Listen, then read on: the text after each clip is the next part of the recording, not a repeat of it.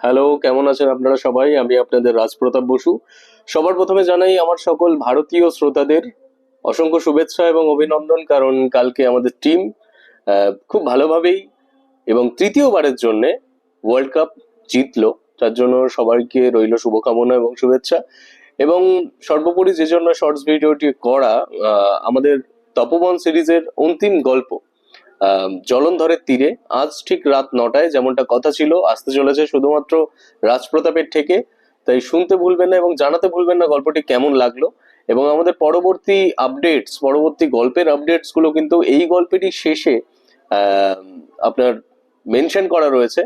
আহ, আপনারা কেউ গল্পটা শেষ না পর্যন্ত শুনলে অনেক কিছু মিস করে যাবেন। তবে এটুকু বলতে পারি যে এই গল্প একবার শুরু হলে আপনারা শেষ না হওয়া পর্যন্ত গল্পের থেকে বেরোতে পারবেন না।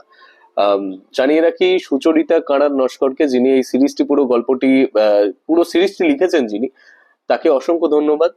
রাজপ্রতাপের ঠেকের সঙ্গে তার এরকম অসাধারণ শৈল্পিক আহ, কর্মসূচিকে আহ, এরকম ভাবে বাস্তবায়িত করে তোলার জন্য রাজপ্রতাপের ঠেকের হাত ধরে, এবং আমরা কৃতজ্ঞ।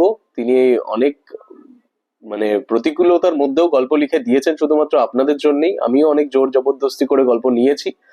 আম, আপনারা বাকিটা জানাবেন কেমন লাগলো অন্তিম খণ্ডটি শুনে। কিশোরী এবং বিভূতিকে ফিরাতে যাচ্ছি আমরা। আপনাদের কিন্তু সকলকে পাশে চাই। সেভাবেই থাকুন আমাদের সঙ্গে জলন্ধরের তীরে আজ রাত ঠিক 9টায়, শুধুমাত্র রাজপ্রতাপের থেকে। ধন্যবাদ।